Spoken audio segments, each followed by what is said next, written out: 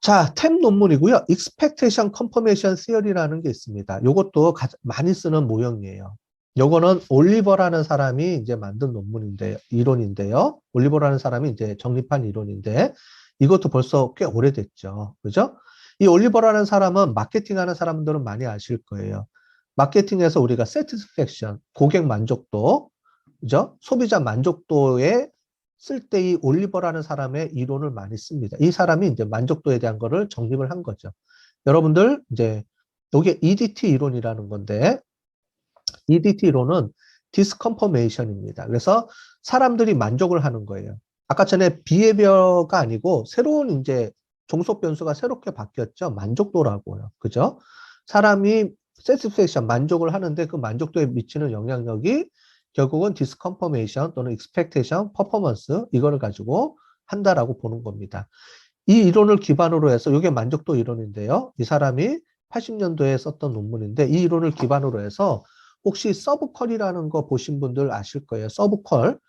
네, 서브컬이 요 이론을 기반으로 해서 나온 게 서브컬입니다. 이후에. 품질 경영을 하는 분들은 많이 아실 거예요. 품질 경영에 서브컬이 나오는데 이 서브컬에 있어서의 개념이 막 요걸 갖고 하는 그런 개념이고요.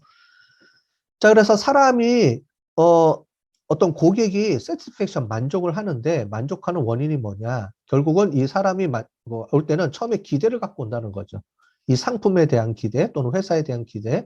기대를 갖고 오면은 이 기대가 크면은 이제 애티튜드. 이거를 꼭 내가 써봐야지. 상품에 대한 호감이 생기고 애티튜드가 생기고 그다음에 사용하려고 하는 의도가 생긴다는 거죠.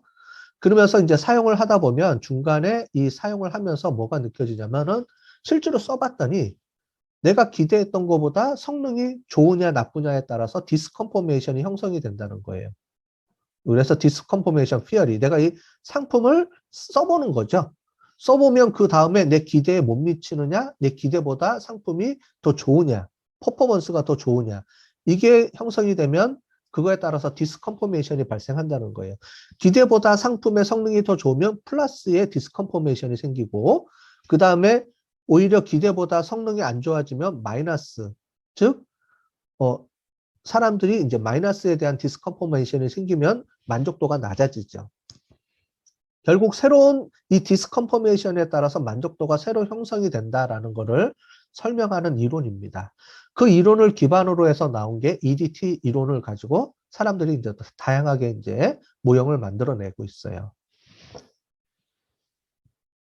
자, 그래서 이 사람의 썼던 논문인데 이분이 썼던 이 논문에 보시면 이 올리버라는 사람이 처음에 이거를 썼을 때도 그냥 자기가 논문 쓴 게 아니고요. 그 전에 동화 이론, 인지 부조화 이론 이런 이론들이 있어요.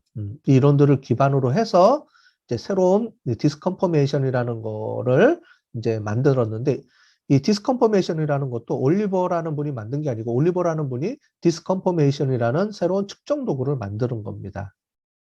이렇게 이해를 하시면 될 것 같아요. 그래서 뭐 여러 가지 다양한 이론들을 기반으로 해서 만들어냈다라고 보는 거예요. 그래서 요거 보시면 동화 이론이 있습니다. 그러니까 사람들이 어떤 행동을 할 때 동화 이론은 뭐냐면은 어떤 불일치가 발생을 하더라도 그 전에 했던 이론을 내가 그 익스펙테이션에 맞추는 거예요. 그 다음에 대조 이론은 반대가 형성이 되는 이론이라고 보시면 될 것 같아요. 이런 이론을 기반으로 해서 만들었다라는 게 이 논문에 나옵니다. 자, 그래서 동화 이론, 인지 부조화 이론 이런 것들이 있는데요. 인지 부조화 이론은 이런 거죠. 내가 어떤 행동을 할 때 그 행동에 기대보다 못 미치면 그거에 대한 비판을 하는 게 아니고 그 행동을 합리화한다는 거예요. 예를 들자면 이솝우화에서 여우가 이 포도를 못 먹게 되죠. 처음에는 먹음직스러워서 이거가 먹고 싶었는데 결국은 내가 이 능력이 안 돼서 못 먹으니까 자기 합리화를 하죠. 이건 맛이 없을 거야 라고 합리화를 시켜버리고 넘어간다는 거죠. 예, 그런 것들입니다. 그러니까 기대에 비해서 성과가 안 나오면은 자기 합리화를 시키느냐 아니면은 그거에 대해서 어떤 대조 이론이 생기느냐 뭐 이런 걸 가지고 보는 이론입니다. 그래서 대조 이론에서는 이 디스컨포메이션에 따라서 퍼포먼스 또는 퍼포먼스랑 이제 불일치가 형성이 된다라고 보는 거고요. 이분이 이제 이 디스컨퍼메이션을 측정하는 어떤 도구를 만들어 갖고 디스컨퍼메이션을 이제 측정을 해서 하는 논문입니다. 그래서 이런 그 EDT 이론은 실제로 많이 써요, 여러분들. 그래서 논문들 보시면 EDT 이론을 기반해서 나온 논문들이 되게 많이 있습니다. EDT 이론은 뭐냐면은 그 결국은 EDT 이론은 중간에 satisfaction을 갖고 연구하는 논문들이 많을 거예요. 마케팅이라든가 경영학에서 보면 behavioral intention 또는 satisfaction 이 두 가지가 중요한 결국 종속 변수로서 많이 사용이 됩니다.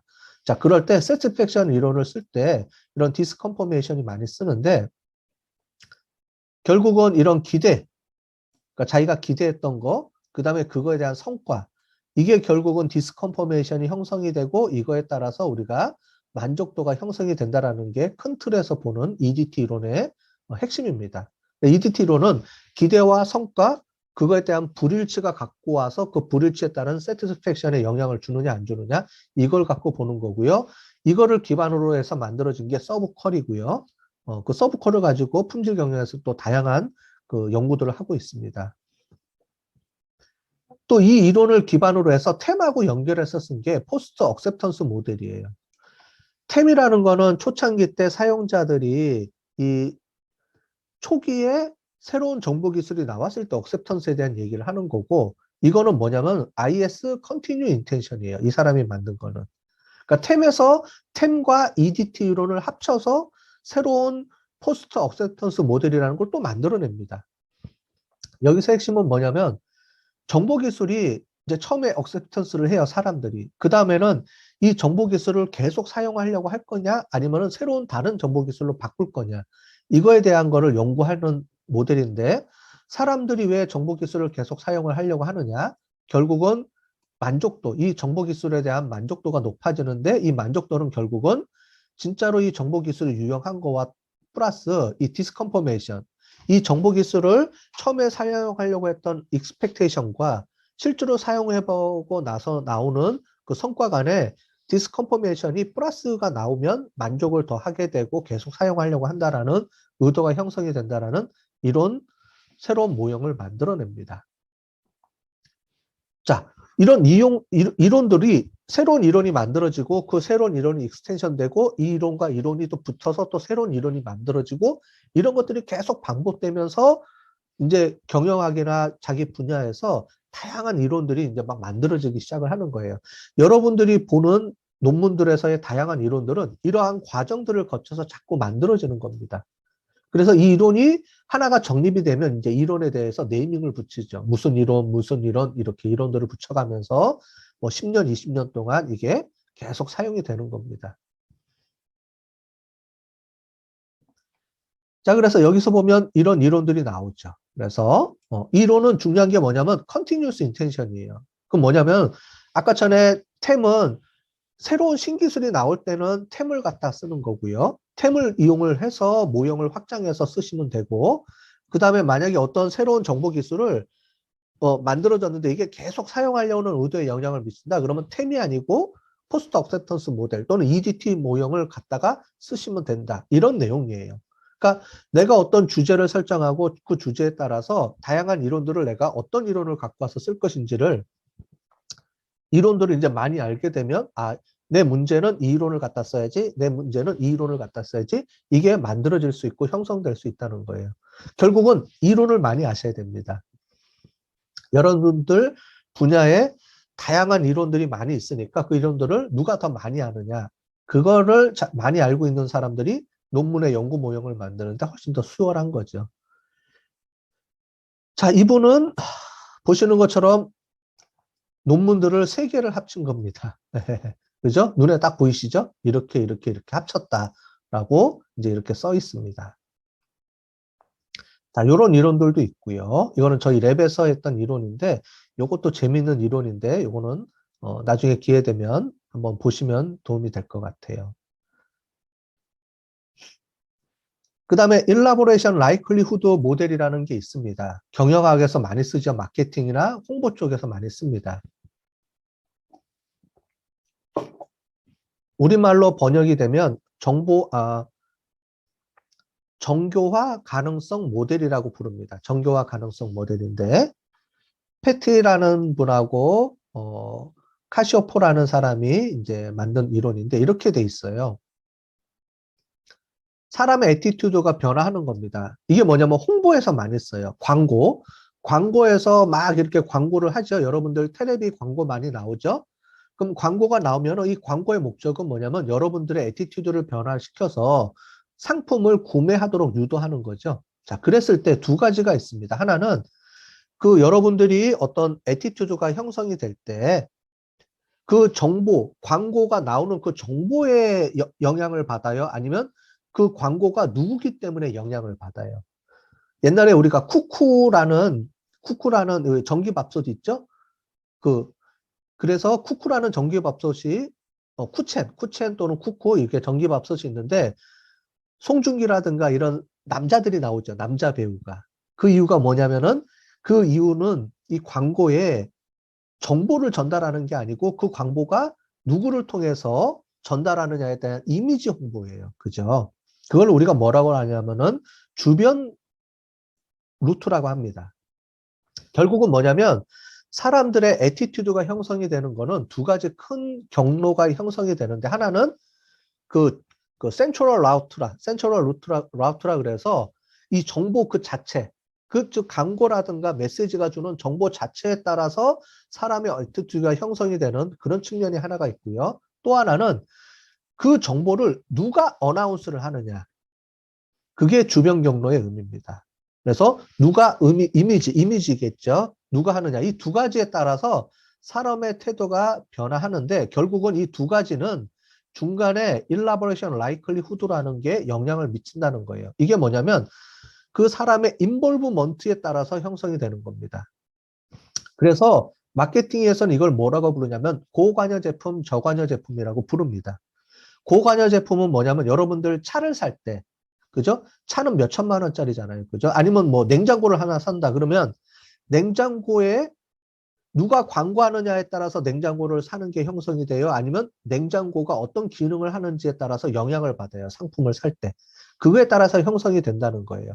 그 정보, 상품에 따라서. 물론 가격이 큰 영향력을 미치는데 내가 이 상품의 인벌브먼트가 이렇게 밀접하게 고관여하게 되면 결국은 센트럴 아웃에 영향을 받고요. 그 다음에 이게 내가 뭐 별로 이 인볼브먼트가 이제 없어지면 좀 낮으면 그 정보에 대한 그 센트럴 루트보다는 그 누가 이미지 정보를 하느냐 주변에 있는 그 사람에 따라서 영향을 받는다는 거예요. 결국은 이 일라보레이션 라이클리후드라고 하는데 이게 마케팅에서는 이제 고관여 제품, 저관여 제품이라는 말로 씁니다. 결국 인볼브먼트예요. 내가 인볼브먼트가 그 하이 인볼브먼트가 되면 센트럴 라우트에 영향을 받고 인볼브먼트가 로로 이제 되면은 이제 주변 경로에 영향을 많이 받는다는 거죠. 그래서 우리가 물건을 볼 때 물건의 값이 낮으면 고관여가 안 되죠. 그죠? 뭐 1,000원짜리, 2,000원짜리, 뭐 10,000원짜리 이 정도 수준. 이런 경우에는 주변 경로. 그 누가 광고를 하느냐. 우리 손흥민 선수가 월드콘 아이스크림 광고를 하죠. 그러면 그 월드콘이라는 정보 자체에 대한 인포메이션이 중요한 게 아니죠. 손흥민이라는 사람이 그 축구 선수가 와서 홍보하면서 그죠? 광고에서 보면 이미지 홍보가 더 강하다는 거예요. 즉 가격이 좀 낮거나 이럴 때는 인볼브먼트가 적을 때는 결국은 그 누가 이거 홍보하느냐에 따라서 설득을 하게 되고 애티튜드가 형성이 되는 거고 그렇지 않고 어떤 우리가 고관여해야 되는 제품들 있죠. 그래서 그럴 경우에는 결국은 그 정보, 자동차를 사는데 그 자동차의 성능이나 기능이나 이런 것들을 우리가 고민을 하면서 보죠. 물건을 구매하죠. 결국은 그게 여기서 형성이 된다라고 보는 겁니다. 이게 일라보레이션 라이클리후드 모델이라는 거예요. 그래서 일라보레이션 라이클리후드 모델은 이 센트럴 루트와 페리퍼럴 루트라고 있는데 중심 경로, 주변 경로라고 하는데 이거에 영향을 미치는 거는 일라보레이션 라이클리후드, 인볼브먼트라고 하는 거에 영향을 받아서 이게 형성이 된다라고 하는데 그거에 따라서 중요하게 형성이 되는 이유는 뭐냐면 동기부여와 능력에 따라서 이제 이게 형성이 된다는 거예요. 아까 전에는 이제 가격인데 가격보다 더 근본적으로는 뭐냐면 어떤 메시지가 주어졌을 때 이 메시지에 따라서 내가 동기부여가 되느냐, 내가 관심 있느냐, 그거 이게 인볼브먼트죠.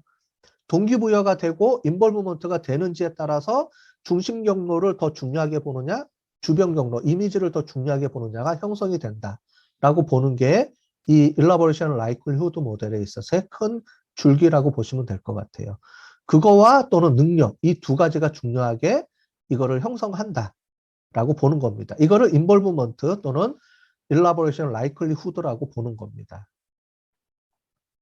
그 논문이에요. 그 논문인데 이게 81년도에 발표된 논문이네요. 그죠? 그래서 광고하고 이런 때 많이 씁니다. 홍보, 마케팅에서 볼 때요.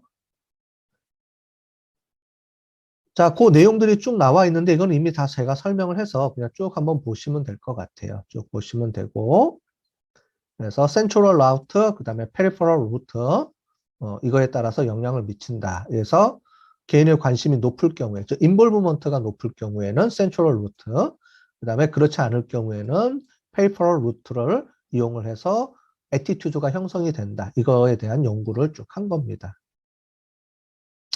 자, 재밌죠? 그래서 이런 모형들이 많이 나올 거예요. 그죠? 이렇게 차이가 적고 높고, 그래서 로 인볼브먼트냐, 하이 인볼브먼트냐에 따라서 이게 형성이 된다. 이런 논문들입니다. 자, 그래서 두 가지 이유가 여기 나오죠. 그 모티베이션과 어빌리티에 따라서 이게 형성이 된다는 거죠. 모티베이션이 높아지면 인볼브먼트가 높게 나온다. 이런 말입니다. 그래서 다양한 이론들에서 이게 쓰입니다. 그죠? 그래서 IT 쪽에서 이렇게 두 개가 있죠. 그래서 정보기술을 사용하는 데 있어서도 이 두 가지가 정보기술의 퀄리티 또는 소스 크레더빌리티, 요게 이제 페리퍼럴 루트고요. 요게 센트럴 루트, 요 내용입니다. 요런 거에 따라서 영향을 미친다. 요렇게 해서 여기서도 우리가 사용을 하고요. 그 다음에 요거는 이제 트위터인데 저희 연구실에서 제가 이제 저희 후배 데리고 연구한 건데요. 트위터 초창기 때 이 트위터를 사람들이 왜 쓰느냐? 이 트위터가 제공하는 정보가 중요해서 사람들이 쓰느냐? 아니면은 트위터에 따른 이제 팔로워 있죠? 이 트위터를 누가 하느냐? 그래서 그게 중요하게 트위터를 사용하는 데 있어서 중요한 연구냐? 이거를 가지고 본 거예요. 여러분들이 페이스북이나 이런 걸 팔로워를 할 때 그 사람이 주는 정보에 따라서 팔로워를 해요? 아니면 그 사람이기 때문에 팔로워를 해요? 그 내용입니다. 요거 연구. 그때 재밌게 했거든요. 저희가 요거 할 때도. 이제 그거에 따라서 영향이 어떻게 바뀌느냐. 이거를 연구한 논문입니다. 그러니까 무슨 얘기냐면 다양한 주제와 그 도메인에 따라서 어떤 변수와 어떤 영향력 이런 것들이 어떻게 쓸 것인지를 잘 이게 매칭이 되면 이제 이게 재미있고 관심 있는 논문이 된다는 거예요. 이거를 여러분들이 잘 보시면 좋을 것 같다는 얘기입니다. 그 다음에 IS 성공 모델이 있어요. 이런 것도 있고요. 그 다음에 또 소셜 코그니티브 티어리라고 해서 사회 인지적 모델이라고 이론이라고 있는데 여기서 나온 게 이 반두라라는 사람이 이 이론을 만들으셨는데 이 이론에 따라서 셀프 에피컨스가 나옵니다. 이거 많이들 보셨어요. 논문들 보시면 셀프 에피컨스 나오죠. 아까 전에 TRA, TPB에서도 이거에 영향을 받아요. TPB에서 나오는 그 컨트롤 변수가 이거를 의미를 합니다. 그래서 그 TRA 논문이 이 소셜 코그니티브 이론하고 붙여서 TPB 이론이 나온 거예요. TRA하고 요거에 영향을 받아서. 이런 게 다 연결이 서로 돼 있습니다.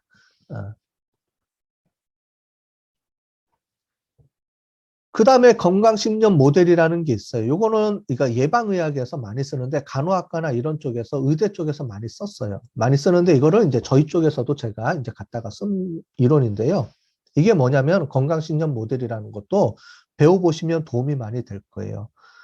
이게 뭐냐면 여러분들 혹시 연구하는 데 있어서 자기 분야에서 예방, 방어, 디펜스를 하는 거에 뭔가 좀 연구를 하고 싶다. 그러면 요 모델을 쓰면은 도움이 많이 될 겁니다. 간호대 쪽에서 쓰지만, 간호대나 의대 쪽에서 쓰지만, 요거를 갖다가 여러분들 분야에 적용을 하면 좋은 논문이 될 수도 있어요. 사람들이 예방 활동을 하죠. 지금 코비드잖아요. 손을 씻어라, 마스크를 써라.